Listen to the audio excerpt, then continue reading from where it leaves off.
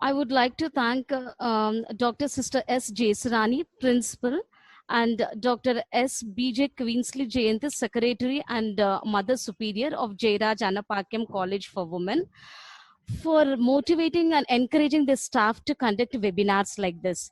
And I also would like to thank Dr. Sister Fatima Mary Sylvia, convener of this program, and Mrs. K. Rani, organizing secretary, for the efforts to plan this webinar on Zoom app. And I'm extremely thankful to Reverend Father Dr. Sebastian Mahimaraj for introducing me and providing me this opportunity. And finally, a hearty warm welcome to all the participants. We hope that this session really finds you informative regarding this pandemic issue.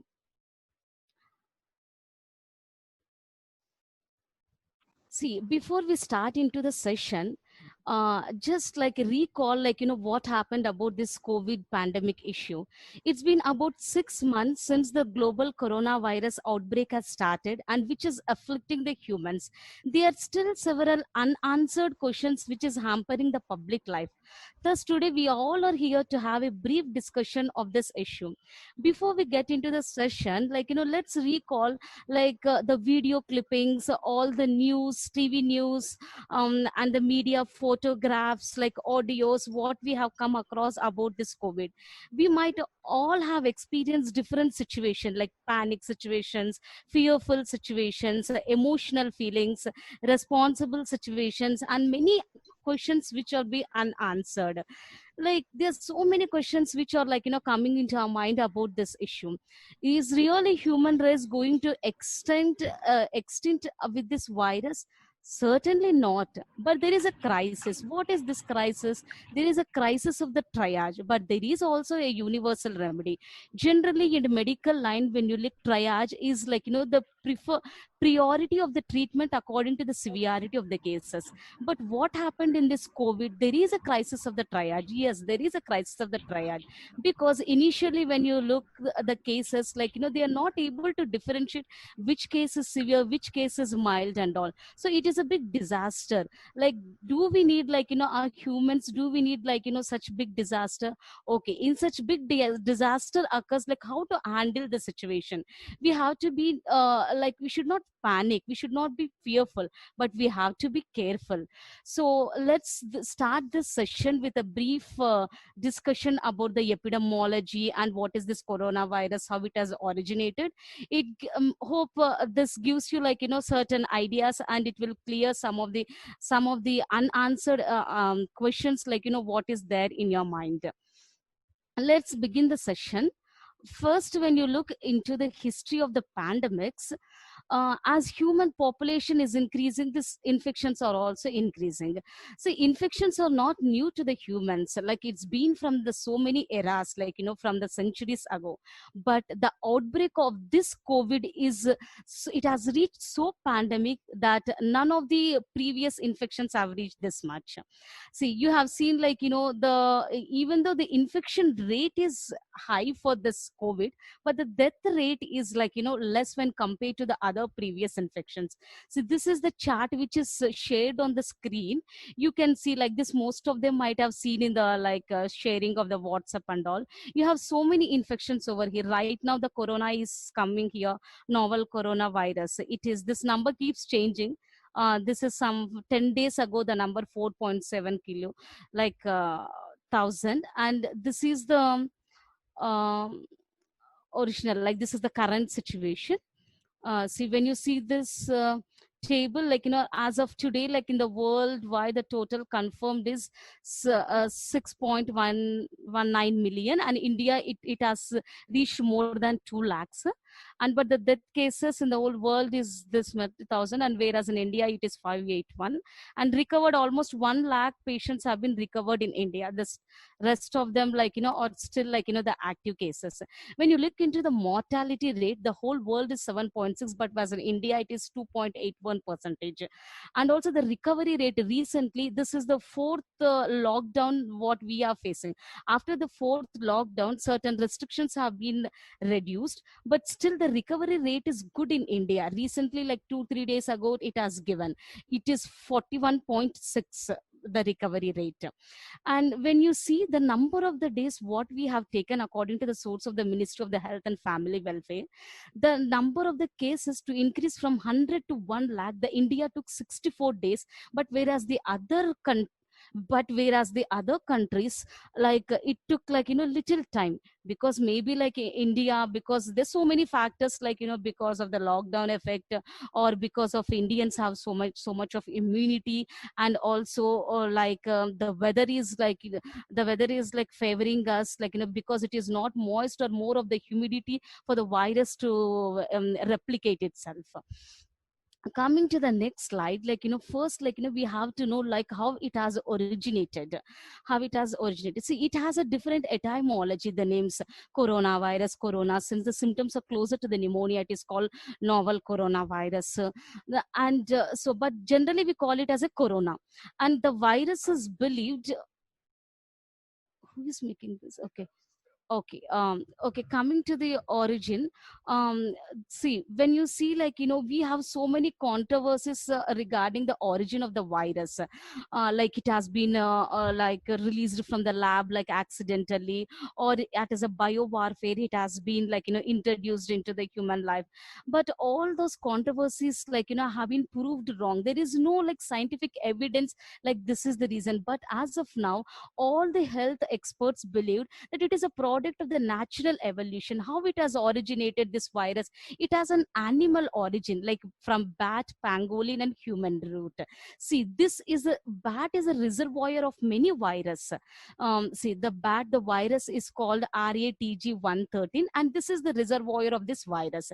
When you have seen the genetic analysis of the database of the current SARS-CoV-2 virus, which is the COVID-19 virus, and when it has a similarity, it has like 88% of the similarity with the DNA genome. And it has actually, this is the reservoir, and it has been transmitted to the pangolin. It is an intermediate host, and here it got mutated, and finally it has infected to the humans. Now once the human is infected, then it's a very easy source, human to human transmission, where now human became the primary source of the infection.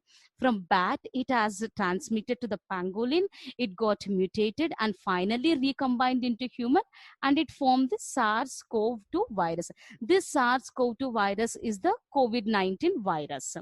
And all see, coronavirus is not new. Coronavirus, the many coronavirus, but SARS-CoV-2 is the new virus. Coronavirus, see what you have when you go to the next slide, you can see. See, there are so many coronavirus. It's a natural root, natural bat. Like when it infected the civet, it is called SARS coronavirus. When it has infected, transmitted to the camels, got mutated and infected the humans, it is called MERS. This MERS is seen like in 2012. It has been noticed this infection in Saudi Arabia. Even the first SARS virus again in China in 2002, and the current recent one is 2019. It is seen in Wuhan. There's a SARS-CoV-2 virus. So coronavirus, it's a large family of the virus. It causes illness in animals and humans. This is not new coronavirus, but the coronavirus which is causing in COVID-19, since it has mutated, but it has certain similarities to the pangolin, which is an intermediate, and it has a similarities with the bat. It is originated. We believe all the scientific community believe it has originated from this. And coming to the virology part, what is this exactly? Okay, then this SARS-CoV virus, this is the virion particle. You look into the structure, like you can see here, and the genome size. It has mainly two parts. One is the genome part, which is a RNA, which is it is a positive sense single stranded RNA, and it has the protein structure also. It has four types of the structural proteins. One is a spike protein, envelope protein, nucleocapsid proteins, and all these proteins, when you look at this protein, proteins, see, only spike protein is more responsible, for entering this virus into the host cells. This SEM, like you can see the N protein is holding in the structure. You can see this yellow part. This nuclear capsid protein is holding the RNA, and rest of all the proteins, spike protein, E protein, and M protein, these create a nuclear envelope. That is why it is looking like a sun is emitting the rays. The name has originated coronavirus. Out of all, you could see the spikes, those spikes are nothing but there's a S protein. And out of all, this spike protein is a protein which is responsible for allowing the virus to attach within the membrane of the host cell. So why only the spike protein? Because it has a affinity. What affinity it is? What it has a affinity? It has a affinity for the ACE2. What is this ACE2? It is angiotensin converting enzyme, which is present on the cells of the host. So next, we'll go to the next slide. You will get more clarity. When it comes to the pathophysiology, see, in this picture, you have a spike protein. This is a SARS-CoV-2 virus, and this virus is entering. This is the host cell. It is entering into the cytoplasm. See, this is like lock and key, okay? And the key is, you just assume this is the spikes, and this has an affinity for ACE2, and this is how, it is entering into the cytoplasm of the host cells. And only why spike protein will enter into this, because it has more affinity for this ACE2. ACE2 is nothing but is angiotensin converting enzyme, which is present on the host cells. Okay, out of all, when you look into the symptoms before we enter into the pathophysiology, generally by now we will be aware of, we have three main symptoms. One is fever, and the other one is shortness of breath, and the other one is dry cough. Okay, why we have all this main three symptoms? It affects various organs, but out of all, it affects lungs, or the organs most affected of this COVID. Why? Because in lungs, when you see the structure, this bronchioli, which finally projects into the alveoli. Alveoli has two types of the cells. One is type 1 pneumocytes, and the other one is type 2 pneumocytes. Type 2 alveolar cells have more abundant ACE2. See, which is abundant. Lungs are the organs which are the most affected by COVID-19, and this virus accesses the host cells via enzyme ACE2. This ACE2 is abundantly present in the lung cells, that especially type 2 pneumocytes. And whenever this enters, then happily, whenever it is there, lock is there, then obviously key is opening and is entering. Since lungs has more amount of the ACE2 in the type 2 pneumocytes, it happily enters into the lungs. And this is the clear picture where you can see how the COVID enters. See, this is actually in a healthy individual. Alveoli is like this. And as I already mentioned, this alveoli, it has two types of the cells. One is type 1 and type 2. And type 2 alveolar cell, or the pneumocytes, it helps in the exchange of the gases, like our oxygen and carbon dioxide, how is getting exchanged. When it comes to the type 2 cells, it acts as a surfactant. What it does, it decreases the surface tension such that the lungs will not collapse. But these two pneumocytes are getting damaged when this virus gets infected. Okay, so now as I already mentioned, ACE2 receptors are abundant in type 2 cells. Then obviously SARS-2 virus, it's a key, it gets attracted, and when it's get infected, then it enters into the host cell. Once it enter into the host cell, now you can see this is a SARS-CoV-2 structure. Once it infected, what happens? See, it is entering into the proteins. And in the host cell, we already the mechanism, we know the metabolic activity. It undergoes transcription, translation, finally form the proteins. This SARS-CoV-2 structure, it makes use of the machinery what is there in the host cells, and it starts synthesizing, it starts replicating first. Then after replication, it transcribes. After it transcribes, then finally it forms translation. During this process, it damages type 2 pneumocytes. Once type 2 pneumocyte starts, what's the functions of the type 2 pneumocytes? It decreases the surface tension, and the lungs will get it protects from damage to the lungs. Since the type 2 alveolar cells are getting damaged, in this process, the immune system gets activated. The immune system system recognizes something, some foreign particle has entered into my body, and then immune system gets activated. Once immune system activated, the cytokines are released, like interleukin 1, interleukin 6, interleukin 8, tumor necrosis factor. All this cytokines, they are going to damage like the alveolar cells, and it changes the capillary, the smooth vessels. When you have the smooth vessels of the blood vessels, see, this is the blood vessel, this is the smooth vessel. The smooth vessel of the blood vessel, what it is going to happen, it's getting like, it's getting damaged. Once it damaged, the endothelial cells of the blood vessels, they starts like, restricting, constricting itself.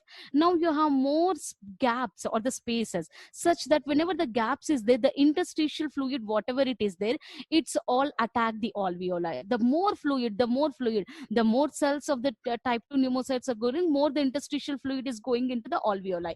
Then it have more accumulated. This accumulation is called all this accumulation, when it's accumulated, it's called sputum is formed.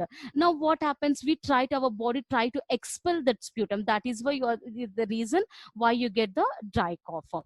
And during this process, cytokines are released. Cytokines also enter into the bloodstream. When they enter into the bloodstream, what happens, they are passed to the central nervous system. And in the central nervous system, the organ, that is the hypothalamus, which is controlling the temperature, when it controls the temperature, this cytokine release, this hypothalamus is the temperature control. Then you have certain, it releases cytokines released, PPE, U2, all these are certain factors. Whenever these factors are released, the temperature is not controlled, and it releases to the high rise in the temperature. And the sputum, and how, there is shortness of breath. Why there is shortness of breath? And whenever this type 2 is getting damaged, and type 1 also automatically gets damaged. How? The more, I already mentioned, the more accumulation of the fluid, and it's more accumulated here, type 1 cells also gets damaged. Whenever type 1 cells gets damaged, what is the function of type 1? It is gaseous exchange. It is controlling like oxygen and carbon dioxide levels. So then it leads to like decreased amount of the oxygen, which is called hypoxemia. So whenever there is a decreased level, and it leads to dyspnea. Dyspnea is no breathing, it leads to, we need more demand of the oxygen, our body, that is why it leads to shortness of the breath. This is the pathophysiology of the COVID, like how it is affecting. If you want, you can have a look. This is actually in the healthy individual. Then once it affected, this is happening in the modern, and finally it is into the severe. This is sputum formation. The completely all the cells of the immune system, making use of the cellular immunity. I will show this slide, you will have it clear. See, this is how it is happening in healthy breathing. Oxygen passes through the air sac, entering into the blood. But whereas with the COVID, what is happening? Type 1 pneumocytes are also getting damaged. Then there is hypoxemia condition, that is where there is a less amount of the oxygen. And finally, the oxygen cannot reach the blood. They feel shortness of the breath. And this slide say all the immune system is cytokine storm. Cytokine storm means whenever the immune system is recognizing, cytokines are released. Most of the cytokines are released. There is a storm, see, so many have been releasing, and there will be a cytostorm. Because of this cytokine storm, you are getting fever, and here antigen is presenting, cellular immunity is taking place, humoral immunity is taking place. And finally, all this debris, whatever it is formed, it forms a consolidation. Consolidation means this SARS virus debris particles, the cytokines are going to damage this SARS virus, because our immune system has that ability. When something is entering, it wants to fight. Both will fight. One is going to gain and one is going to lose it. So during this process, and what all the debris it is left and it is formed, it is called consolidation. This consolidation is nothing but a sputum formation, more and more sputum formation. This is about the pathophysiology of this COVID.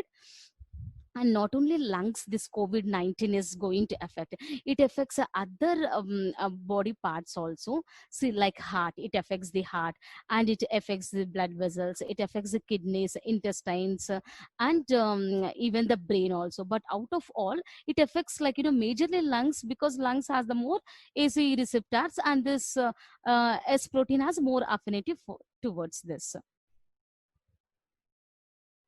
And coming, once it has been infected, then what is the role, like what you have to do? You have to be diagnosed.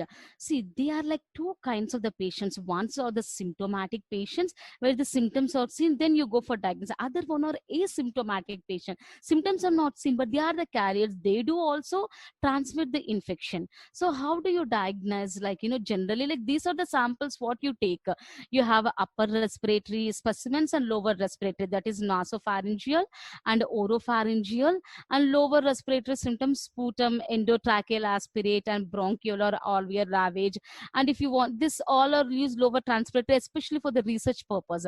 And also, apart from that, if you're going for the kit methods, you use certain additional clinical specimens, blood and stool. And in recovered patients, they use paired serum. Paired serum means serum before, like during the acute phase, that is during when you have the infection, and after the recovery phase also. And coming to the diagnostic test, like, there are various kinds of the test which is available for the COVID-19.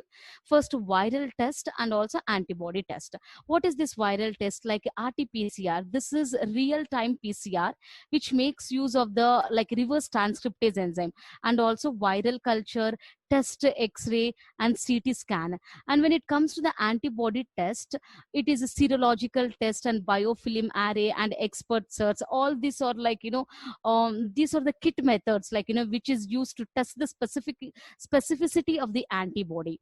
Then this is picture, this is like how you can say sample collection and diagnosis.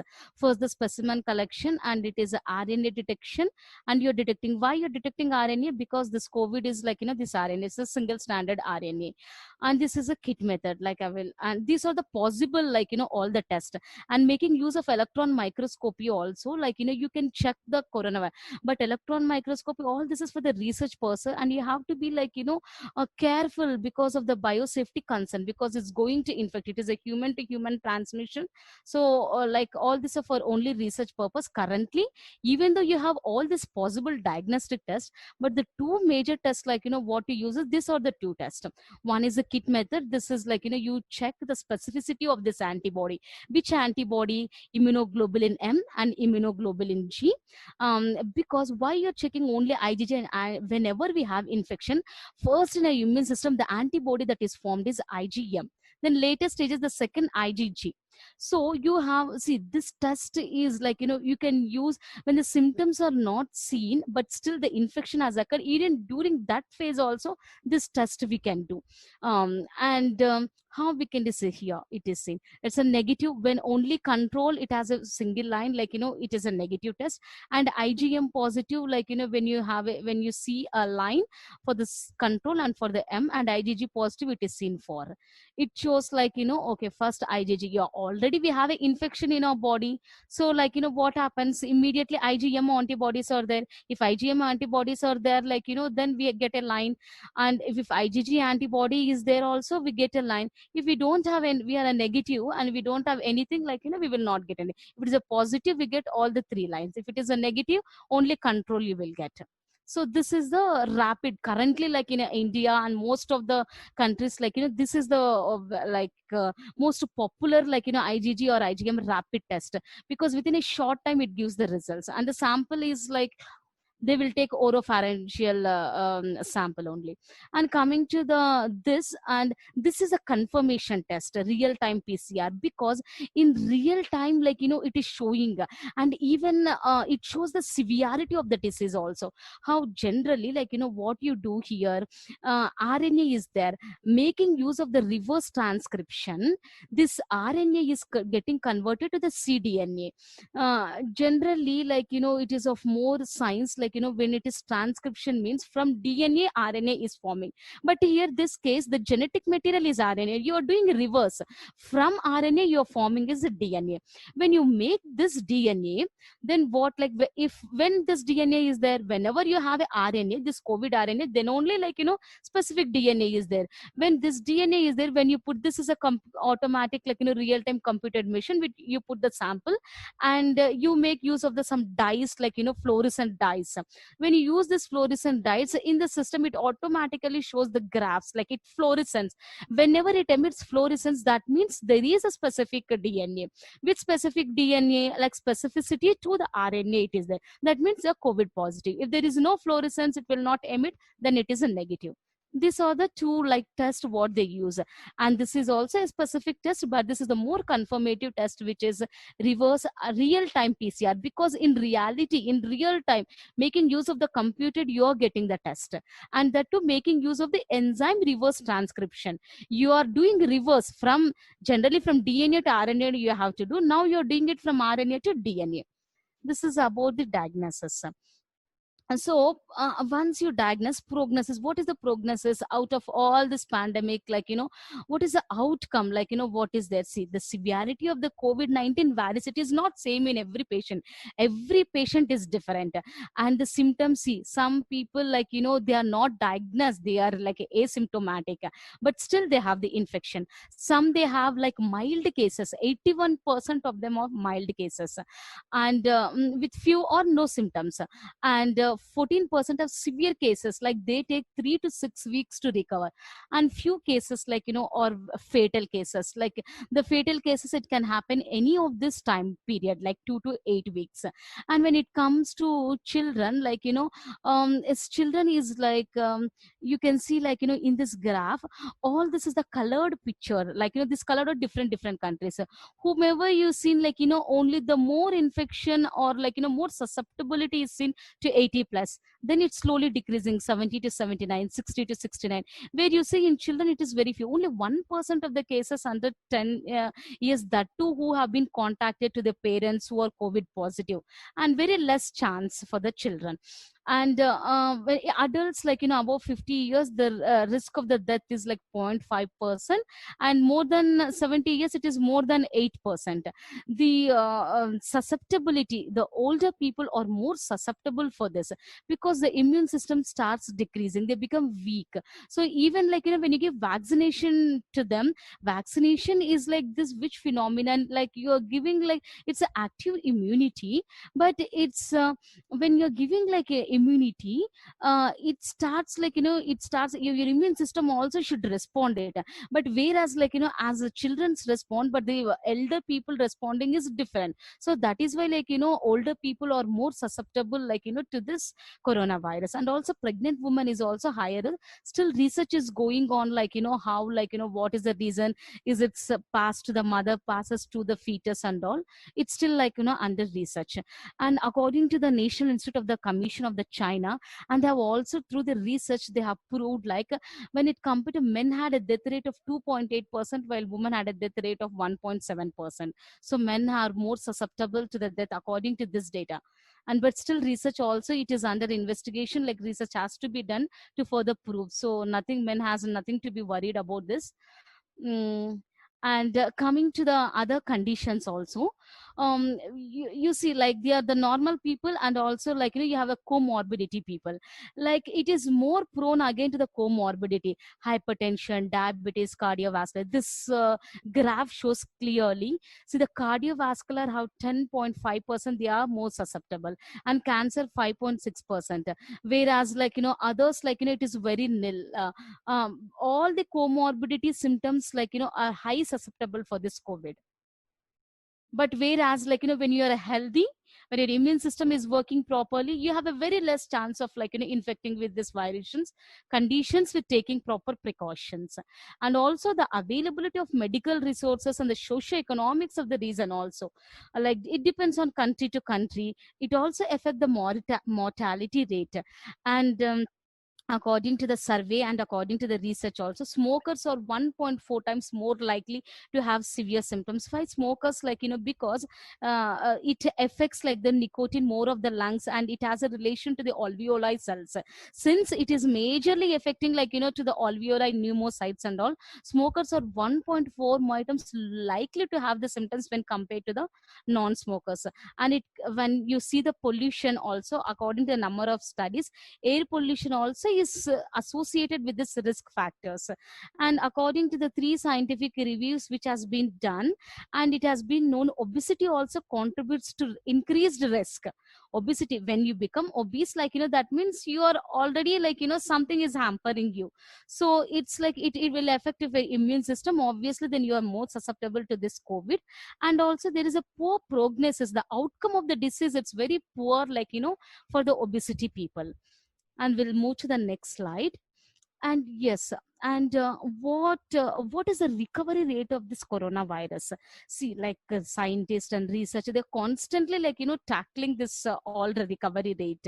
But the overall COVID recovery rate is between 97% and 99.7%. This early estimate, still this is an ongoing process. There is as of now there is no end to COVID until and unless we hope for some vaccine, or like we get a herd immunity completely. So till now, whatever according to the data, we are estimating that the COVID-19 recovery rate is between 97 and 99.75%. And you might have it doubt, it's going, once we get infected, again it's going to infect it, reinfection. It's like, can the coronavirus twice? Yes, doctors are also not sure till now, because like we don't know, like the past infection is providing us effective immunity. Generally, see, at the when we are small and all, we might have got a chicken pox at least once in a lifetime, like you will get such a viral infections. And the second time, like for the reinfection, it's very rare cases we will not get, because we have that memory, we have that long term immunity in our body. But this coronavirus, since it is a novel virus, it's been about 6 months only, they are not able to know whether this the past infection what is occurred in the patient, it is having long term immunity. But the infected, it has reported in the patients, it has a protective antibodies. Once this viral antigen has entered, like antibodies already form this protective antibody, so it has already acquired immunity. And also, like recovered COVID cases also they have seen, which was followed by the positive test, who have been recovered from COVID-19, and again, like followed with the positive test. So this is like because of not reinfection, it is believed that it is a lingering infection or false positive. Sometimes, like we get a false positive results also, because of the remnants, whatever RNA, this viral RNA is present, because of that this has been shown a positive, but this is not because of reinfection. As of now, this is the data what is available according to the research experts. And also the investigation what have done by the Korean center of the control of the disease and communicable diseases, they have done research for 285 individuals who already tested positive, that they have done the PCR amplification, and they have seen, like once the recovered patients and after this individual, they are not contagious. Hello.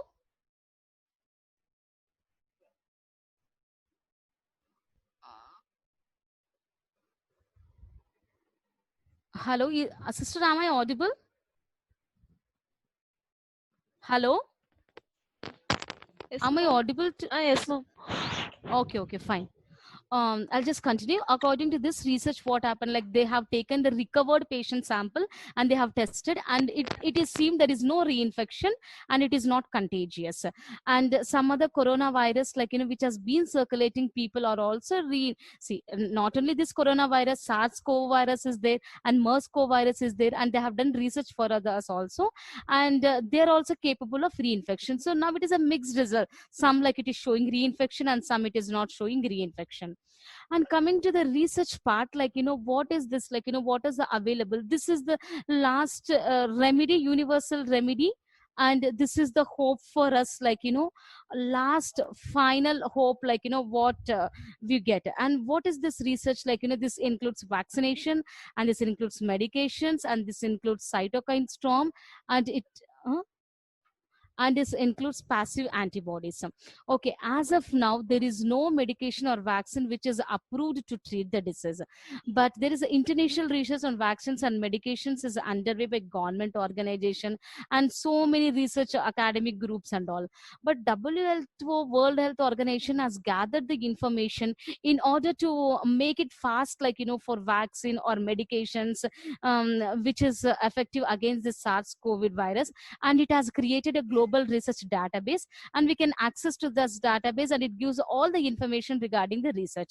And all this solidarity of the information of the countries is really needed, because every country, whoever is going to discover the vaccine and all, we need equitable access to this COVID-19 health products. So coming to the vaccine, till now there is no approved vaccine. There's so many news in the media, vaccine is going to come within a month and all. This is not a confirmed news. This is there is no till now WHO or any other organization, international organizations have completed clinical trials. But there are multiple efforts which is taking place. More than 90 vaccines are in progress, and the WHO also has given a statement that will become available in not less than 18 months. The minimum time it takes is at least 1 year to 18 months. And these are the types of the vaccines what you can do: virus vaccines, nucleic acid vaccines, protein vaccines and all. Before that, there are many pathways also, you give live vaccines, inactivated vaccines, and when it comes to the challenging of this virus, why this vaccine is getting failed, because there's so many reasons. We can ensure the vaccine safety, and we can provide long-term protection, and older people also it has to work out. So keeping all into this, there have been research is going place. Hope we will get the vaccine as early as. And recently, Oxford vaccine, it failed to prevent coronavirus. They have tested in monkeys, but it is protecting against pneumonia, but not coronavirus. See, and this is industrial trials. Out of all this, more private institutes are more involved in this vaccine race. And what is the impact? When you look this impact of the COVID-19, it has disturbed most political, social, economic, religious and financial structures. And finally, when it comes to the economy, you see most of the world top economies also were at the verge of the collapse. And finally, this is the data, 3.3 million Americans applied for the unemployment, and also 6.6 million people started searching for the jobs. And this is the worst devastating economic situation since World War II and the Great Depression. And most of the affected areas, or almost all the affected areas, even now, even education also has hampered. That's why today you are not in the colleges, and we all are doing this webinar instead of the seminars. And financial markets, manufacturing, etc. And environment also. But one positive thing is the environment, because most of them are in the lockdown. So the air quality has improved, even the wildlife has improved, and the water quality, this is the picture in Venice, the water quality has improved to a great extent. It is a very clear water is seen, because there is no air trafficking of the ships. And deforestation and carbon emissions, which are important greenhouse gases, there is a reduction to that. And finally, weather forecast also. You look into this picture, this is the before and this is after lockdown. So there is a great impact of this COVID on most of the situations like education, polity and culture. And there is a link between this coronavirus, nutrition, immune system. There is no food as of now, if you eat this food, this will erase corona, this will remove the coronavirus from a system. It is not like this. Is all only the news, advertisements and all. As of now, once you are healthy, you are less susceptible to get the infection. And how you remain healthy, your immune system will should. How the immune system works, you should have eat good food which boost your immune system. And you already know how your immunity system works properly. These are the better, you use all these elements and vitamins, especially vitamin C and all, and it gives the protection. And next, I will hand over it to Dr. Suresh. He will be talking of the more clinical symptoms, since he has exposure of the COVID-19 patient. And so he will deal what are the symptoms and how you handle the symptoms and what are the different types of the patients. And I will, again will get back to the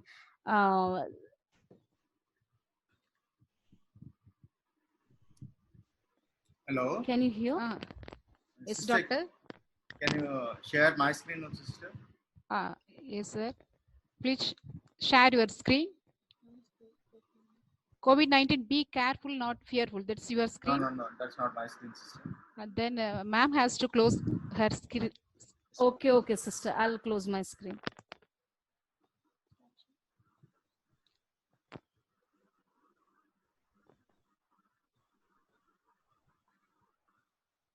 Sister, it's not been shared. Okay, then I'll take from the ma'ams. No, you can take.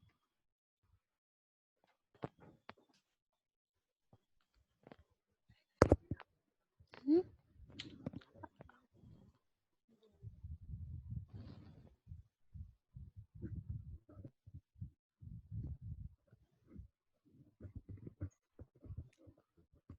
Hello, can you hear me? Yes, Sir? yes, doctor. Is the audio and video is clear? Yes, doctor. You are Okay, audible, okay. and your screen shows a source of infection. Yes, sister. Thank you. Okay, sir. Thank you, Parimla. Oh, And once again, I thank Father Sebastian Mahimaraj and Sister Fatima for giving this opportunity to share the knowledge what we have on coronavirus. Okay, ma'am has already spoken about that how it evolved and all. Now, the source of infection mainly of two types.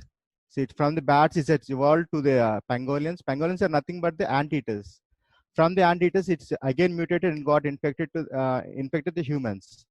So now the primary source of infections are the humans. The humans are two types, like who are infected, and other one is asymptomatic carriers. Though they have the virus, they don't show any symptoms. So these are called asymptomatic persons. Now you can see on the picture here, there's infected host and a susceptible host. Okay, when a infected host or a person coughs or sneezes, the respiratory droplets travel at a distance of 6 feet, like around 2 meters. And if a susceptible host comes in within this distance and doesn't maintain any precautions, he is highly susceptible to the getting the infection. So, like modes of transmission, there are three types of transmission mostly. It's respiratory droplets, airborne, and fecal oral route. Okay, respiratory droplets is the main concern what we have right now. Okay, when a person coughs, he coughs with like using his hands, covering his hands, and when he coughs, covering his hands, the virus particles, infected droplets gets on his hand. And when he shakes his hand, or when the particles touches the surface on touches the different parts of the surfaces, and the susceptible host comes shake his hands or touches the surfaces where the virus particles are there, and he touches his mucus secretions, he'll get infected. This is how the mode of transmission to the respiratory droplets is there. The second one is airborne transmission. This is also the primary concern as of now, because you can see now as a lockdown is not much effective like earlier. People have been traveling like there's no social distancing. People been traveling. They're not using any masks, nothing like that. So when a person coughs, when an infected person coughs or sneezes, the particle stays in the air at least for 3 hours. And if a normal person without precautions travels to that area, he has high chance of getting infected. So this is also becoming a big concern for the doctors now to control the coronavirus. And the third one is the fecal oral route. The fecal oral route, as because of the improper sanitation, improper personal hygiene, you get infected through the fecal oral route, especially in the apartments where they don't maintain the proper pipeline system or the drainage system, the leakages, they get infected. The water pipeline also get infected. The water sources get infected, and that's how the source of infection through the fecal oral route. There's also one more transmission route, that is transplacental route, which is not yet confirmed. But as of now, there were two cases, but not yet confirmed that the transplacental route.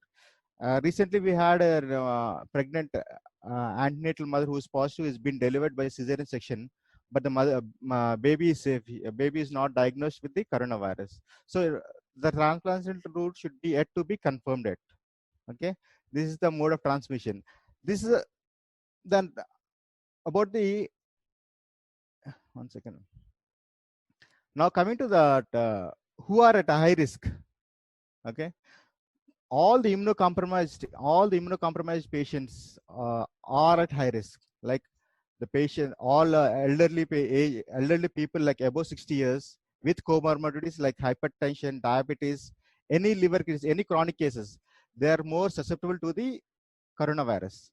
Okay, all old age above 60 years who doesn't above 60 years with comorbidities are highly susceptible for the infection, and the less than 60 years who have liver disease, kidney disease, or any chronic disease, or patients taking medicines for cancers. All these are all immunocompromised patients. Coming to the pregnant ladies also, pregnant ladies are all immunocompromised state. They're easily susceptible for any type of infection. So they're also at high risk. These three categories comes on the high risk. Now coming to the symptoms, the incubation period for coronavirus is 2 to 14 days. What is the incubation period? Incubation period is from the time of the entry of the virus into the body, and it shows the first symptom like fever. Maybe it can be a fever, or can be cough, or shortness of breath. The time period which has been taken, this is called the incubation period. So for the coronavirus, it's around 2 to 14 days and an average of 5 days. So mainly symptoms, as madam has already spoken, of how cough, fever, and shortness of breathness occurs. These are the main symptoms. Okay, coming to the symptoms, common symptoms which you see are fever. Fever is around 80 to 90%, and shortness of breath is 31 to 40%, and cough. Initially, the cough will be a dry cough. As the severity progresses, the cough will become sputum production. All the congestion material comes out, and this will be the sputum production. And as disease worsens, there'll be a confusion, mainly bluish lips and bluish face and lips. This bluish face and lips, because of there'll be hypoxemia, there will be less decreased oxygen, and there will be difficulty in breathing also. Hence the patient appears bluish face and lips, and cough with blood because of the leakage of the interstitial fluid into the lungs. He keeps coughing. Chest pain because of the consolidation, heaviness of the chest, and the white blood cells also decrease because as the immune system keeps on fighting, the white blood cells keeps on decreasing. The complications mainly of are respiratory complications. You can see first is land up with pneumonia. It further worsens into acute respiratory distress syndrome, then to the multi-organ failure, septic shock, and death. These are the main complications you see. Coming to the cardiovascular system, you have heart attack, arrhythmias, heart inflammation, and blood clots also seen.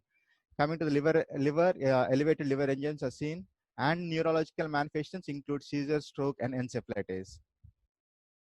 I want to mainly concern on this slide because to emphasize to how you differentiate between the coronavirus, cold, and flu. As the rainy season is fast approaching, everyone will be having cold or flu. So, and everyone will be scared that he might be thinking that did I get coronavirus, and all that dilemma they'll be having. So main difference you can see is fever and shortness of breath and cough. Okay, in coronavirus, fever will definitely be there, cold very rare, and flu also will be having coronavirus. Flu also will be having the fever. At the same time, cough is usually present in coronavirus and flu. The only difference you find between coronavirus and flu is the shortness of breath. Shortness of breath is only seen in the coronavirus, and flu you never see shortness of breath. And the cold you have the running nose, sneezing, and all. I don't think I have much time. I'll be keep rushing and completing the slides also. I spoke about the high risk factors, who are at risk also.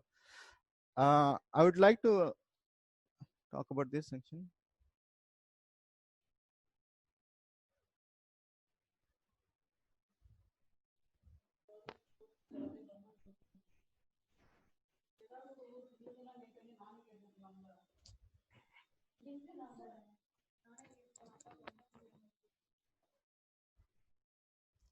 See, now who should get tested? Who are the persons who are COVID suspects? This is the main concern, clinical concern. Okay.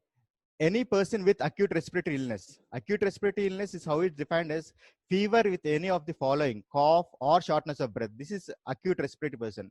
Not that all acute respiratory persons should get tested. A person having an acute respiratory illness and having the history of travel to the high risk COVID-19 affected countries last 14 days, because 14 days is the incubation period. They should be get tested. and close contacts with laboratory confirmed cases of COVID-19 within 14 days. They should be tested. And healthcare persons who are treating the respiratory distress and respiratory severe acute illness when they are symptomatic. These three categories having acute respiratory infections should get tested. So this is where the triage comes out.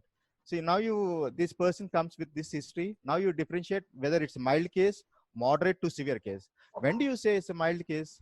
When a person is having a low grade fever, cough, body pains, rhinorrhea, sore throat without shortness of breath.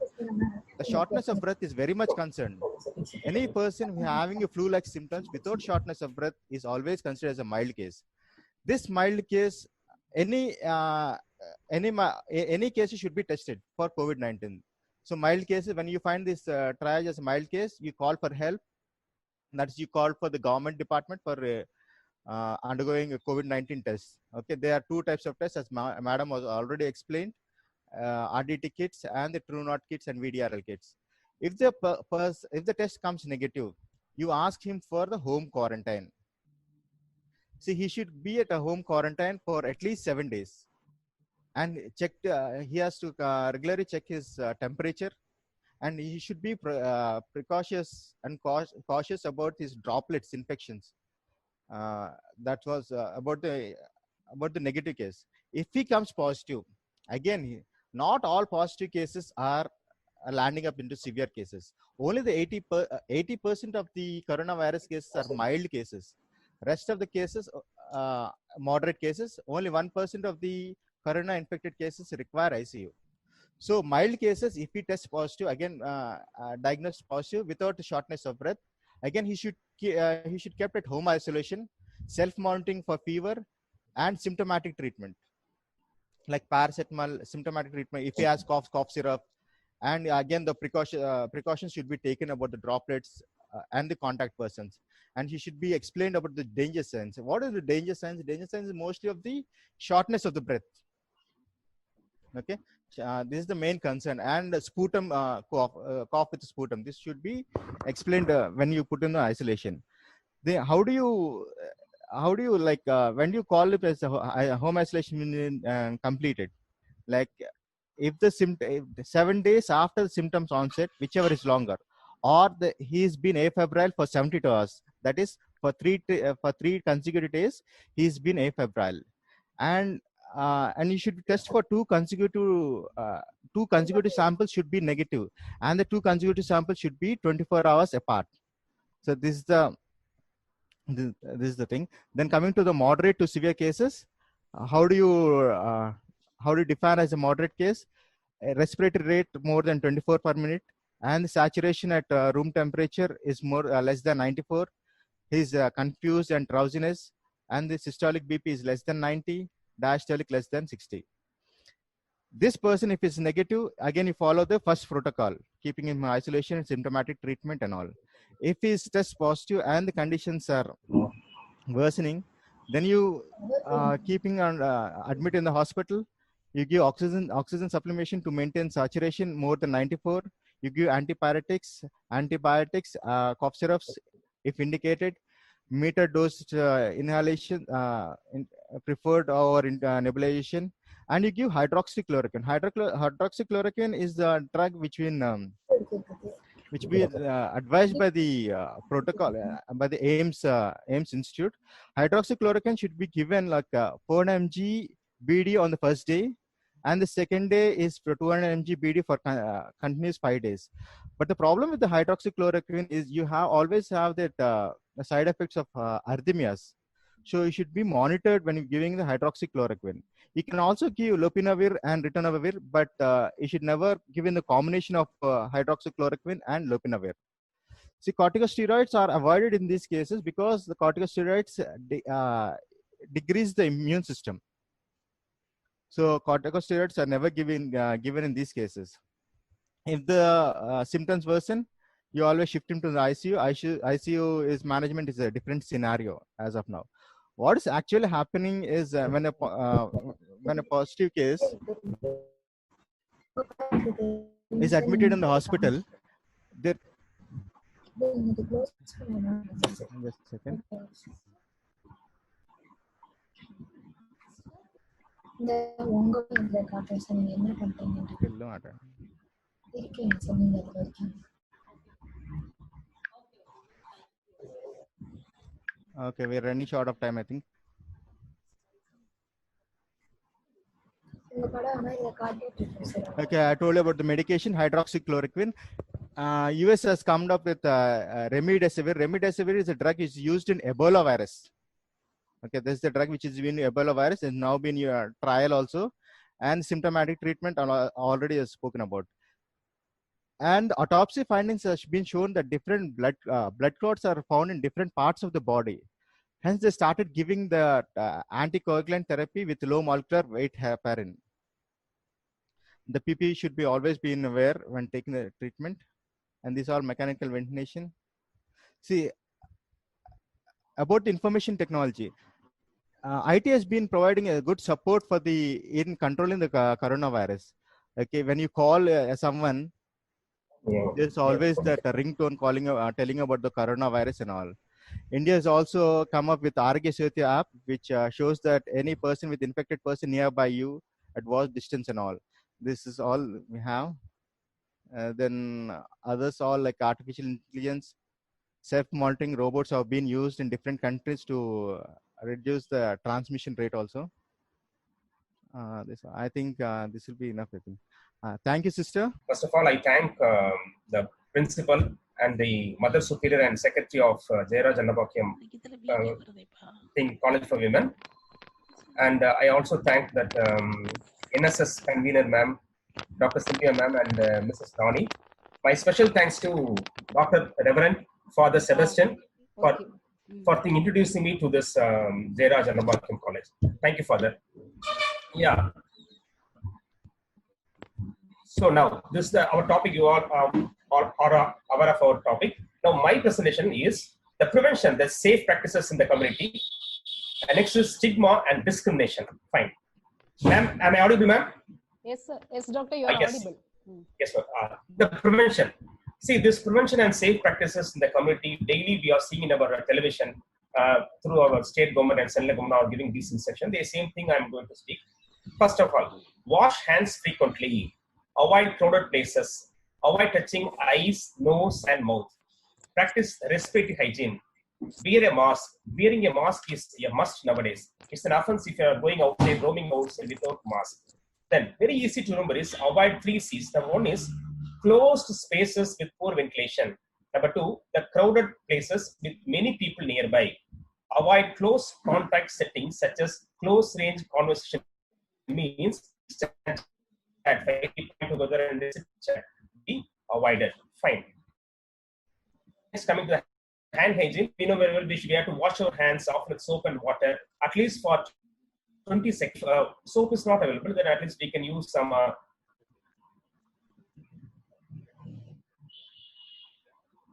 sanitizers are available nowadays, whether we can wash our hands. Fine. We are not supposed to touch our eyes, nose, or mouth with unwashed hands. Fine. Then even if you are touching some surface like door knobs, doorbells, it is wise to be glove. When starting from our home and wear a glove, and when coming back to home, we can discard the glove. So we can avoid touching these things with our bare hands. Fine. The next is the prevention respiratory hygiene. What is this respiratory hygiene? First, we should use a handkerchief or a tissue while coughing or sneezing.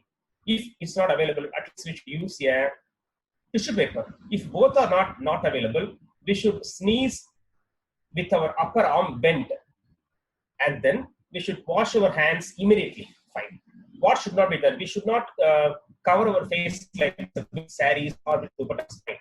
Then we are not supposed to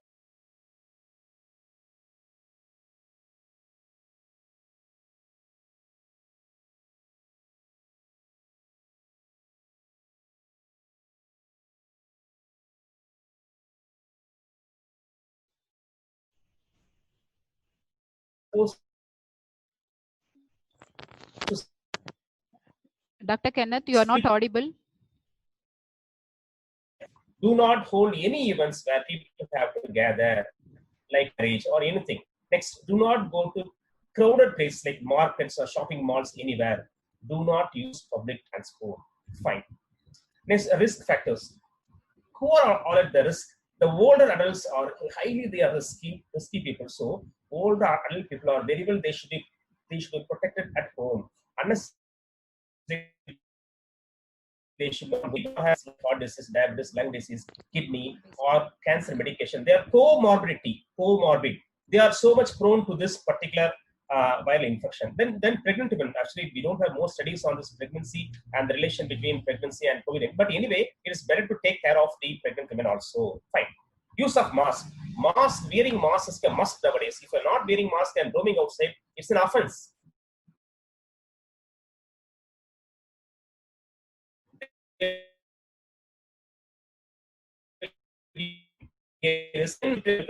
Doctors and paramedics working with the COVID-19 patients, they wear N95 mask. Nowadays, not only that, we also, in my clinic, all my attenders, all hospitals, we have started wearing N95 mask. It's the best mask, N95 mask. Next, if this is not available, at least the normal surgical and medical mask is available in the blue or green color. That can be worn. Normal mask, surgical or medical mask. Even if these masks are not available, at least the cloth mask. Every street nowadays, we are seeing every shop, the normal cloth mask are available. So at least we have to wear this normal cloth mask. We are not supposed to roam outside without any mask. Fine, thank you.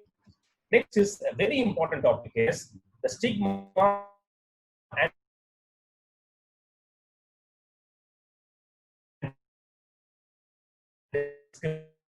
and because of sex. We are encouraging patients for COVID-19 do not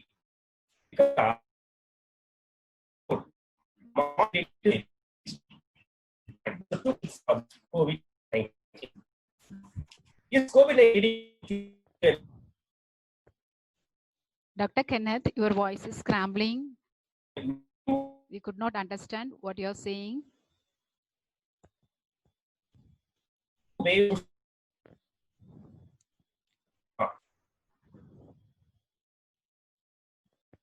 So,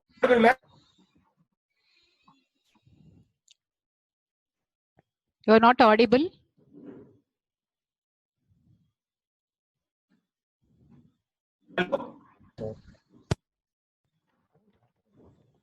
Hello. Yes, ma'am. Yes. Now you Yes, proceed. Yes, ma'am. Yes. Actually, ma'am, stigma in an outbreak, in any outbreak, means people are labeled and discriminated. For example, they are treated separately. They experience loss of status because they have a link with the disease. So why COVID-19 is causing stigma? Because it is a new disease. Still, many things are to be discovered. Many things are unknown. Number two, afraid of unknown. All are afraid of unknown things. Number three, there are a lot of rumors and fake news spreading in social media. So these are main reasons for stigma, social stigma. Right.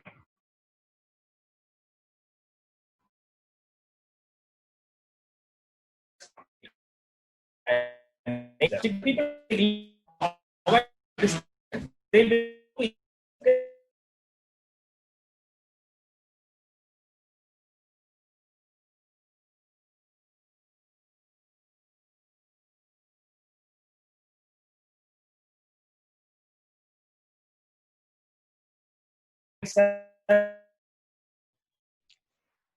Doctor,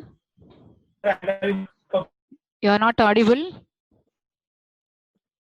Your voice is scrambling and now completely you are not audible. Ma'am, hello.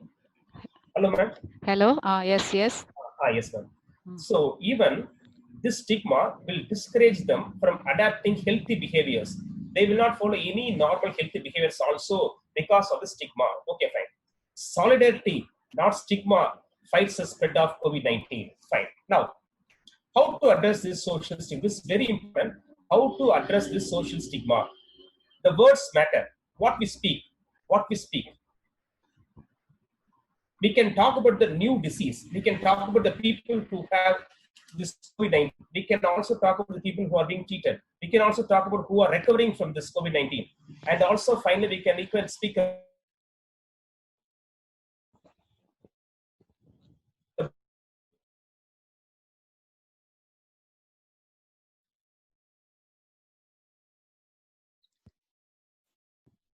Doctor, now you are not audible.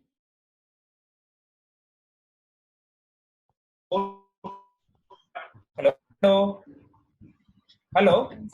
Hello, I'm doctor. audible. Audible, ma'am. Now audible, but in between it's scrambling. Hello. Anything shaking your connections? Kindly take care of the connections audible. Hello, ma'am. I'm audible, ma'am. Yes, doctor. Hello. Proceed, doctor. Yes, ma'am. Yes, ma'am.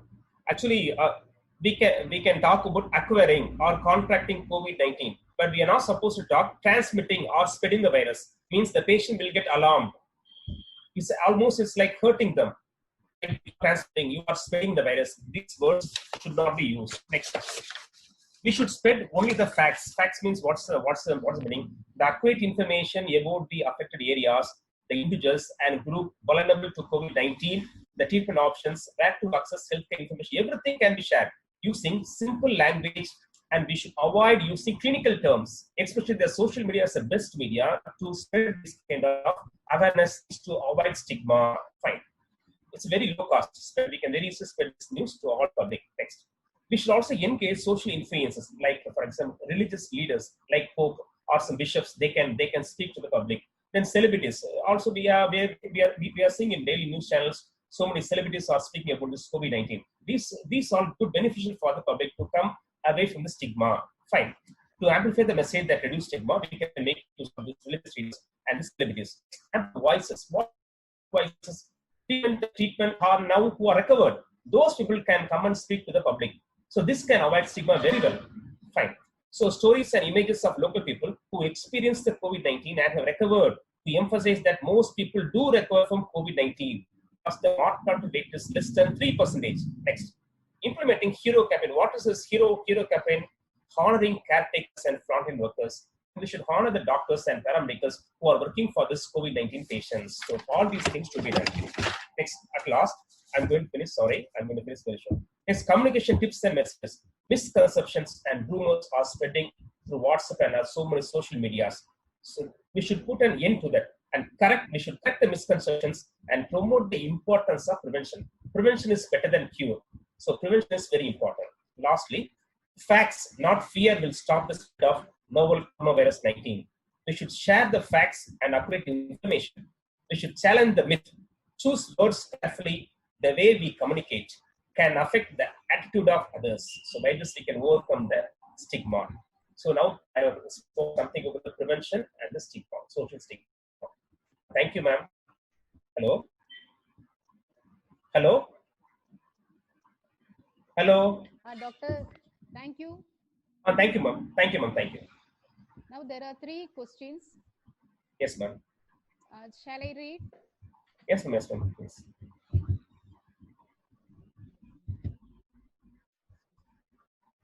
First question from one of our participants. Doctor, Yes, ma'am. Yes, hear ma'am. my voice? Yes, ma'am. We know the symptoms and the effects, but why the world has failed in finding proper anti-vaccine for COVID-19? The world is trying. Not only yes, a single country. So many countries in the world they are trying for vaccine. But today, this morning, ma'am, I read in the newspaper that Russia has almost completed finding a vaccine, and it has tried the trial in some military person. This morning in the newspaper, I saw Russia has almost finished, and they are started the trial among the military persons. Another one thing, ma'am, one has to keep in mind: finding the correct vaccine is not a very easy task. Cannot be completed within a year or within few months. It takes a lot of time. It has to undergo a lot of trials, so much trials. And finally, after finishing all those trials only, it will be released to the public. So we have to wait. But very soon we'll get vaccine. Not a single country, not a single laboratory. So many laboratories, so many countries all over the world are trying for vaccine. And this morning in the newspaper, I read that Russia has almost finished the trials and they have started with human trials. Am I audible, ma'am? Yes, sir. Yes, Hello? sir. Audible, sir. Ma'am, so this morning the news is Russia has almost completed every trials and it has entered into the human trials. So it takes time for vaccine. It's not a single day, 1 day, 2 day, or within a few months. It has undergone a lot of trials. Understood? Yes, yes, ma'am. Am I clear, ma'am? Hello? Ma'am, am I clear? Hello? சொல்லுங்க sir. Ma'am, கேக்குதா? Yes, sir, you are audible. Ma'am, அதான் வேக்சின்ங்கிறது ma'am, it's not single day, ஒரு நாள்ல ஒரு மாசத்துல கண்டுபிடிக்க முடியாது. It takes so many months, so many years. But sir, But now, yes ma'am. Now other almost. doctor is also willing to answer, sir. Yes Nandapuram. ma'am. Yes ma'am. Hello. Doctor, you can proceed. Nandapuram doctor. Yes. Sister, like, this question is like, why the medical world has failed to discover the vaccine. See, actually, first we should know the reason, like, what is this vaccine? Vaccine is the same whether it is a live form, like, or inactivated form, we are giving it to the patient, such that, like, when it enter into your body, you already have a, remember, this infection is already there and it starts immediately producing antibodies and kill that virus. But you see, like, the structure, when you want to produce a vaccine right from the scratch of the virus, you should know its three-dimensional structure and most of the details you should know. But as of now, we already have the information about the SARS virus, MERS virus. We have certain information about the virus, but the structure of the virus is so cunning that it don't have a specific structure. For it keeps changing, it keeps mutating. That's the main reason why we know for HIV virus or for other all the viral infections, still today the whole scientific community is not able to discover a vaccine or a proper medication. This is the main reason, because of the drugs, or like, the structure is very important. The viral structure is such a way, we don't have a specific structure. This keeps mutating. That's why today, like, we are not able to. And why it is taking so much time, like, we are still in the process, like, it's doing. Already this Oxford University has tried, but it is not effective like for coronavirus, but it has tried in monkeys, but it is effective against pneumonia. And is it clear, like, whoever posed the question? Hello? Yes, ma'am. Okay, and sister, one more question, like, some Rohini has asked, this antibiotic test is the confirmative test to the COVID-19. Hello? Yes, ma'am. Can I answer to that question? Okay, you can proceed, ma'am. No problem. Okay. Rather not. See, this is not antibiotic. Antibiotic is a, like, medicine which kills, like, bacteria. This is a viral infection. You don't have like an antiviral, like, how you have an antibiotic. You have only certain drugs which reduces the symptoms, like antiviral agents. Like how there is, like, to kill the bacteria, antibiotic is there. Like to kill the virus, like, we don't have an antiviral agents. Those are like only to subside the symptoms. And moreover, the confirmative test for the COVID-19 is, there are many possibility of the test. With that, we have only, out of all, the most popular, the most usable test, or like, two tests, what I have already mentioned, that is a kit method, and the other one is a RT-PCR. That in kit method, we are testing the specificity of the antibody. Which antibody we are checking? We are checking IgM and IgG antibody. What are those antibodies? If you are infecting with the viral agent, this is with COVID virus, this is an antigen. And in your body, whenever something foreign is entering, in order to kill that, antibodies are formed. That which antibodies? IgM and IgG. That is why you're checking the specificity of the test. Is it clear? Yes, ma'am. Yes. Okay. Sister, any other queries, like, you can ask, sister? One more question is here, ma'am. Yes, sir. That same girl has asked this one also. Yes. I'll just hand over to doctor. He will clear. Fecal route is spread on the coronavirus. Coronavirus infected human virus traveled on the respiratory organs through the fecal route. This respiratory organs, this question, but fecal route is spread on the coronavirus. Coronavirus infected human virus traveled on the respiratory organs to the fecal route. See, as madam has explained in the pathophysiology, the coronavirus infecting the type 2 pneumocytes get blood vessels also. It enters into the blood and enters to the brain and different parts of the body. So this has been found in autopsy. When they done the autopsy, they found this virus in different parts of the body, be it in liver, be it in kidney, be in GI tract and the heart also. So from the GI tract to the fecal oral route, it gets passed into the stools without proper sanitation or proper hygiene. They get again infected. This is how the fecal route spread is there in that coronavirus. Any other doubts, madam? I think you cleared all. Thank you, my dear doctors, for your excellent presentation regarding COVID-19, which is very clear and informative. Thank you for clearing the doubts and queries of the participants. Now, we move on to the end of the session.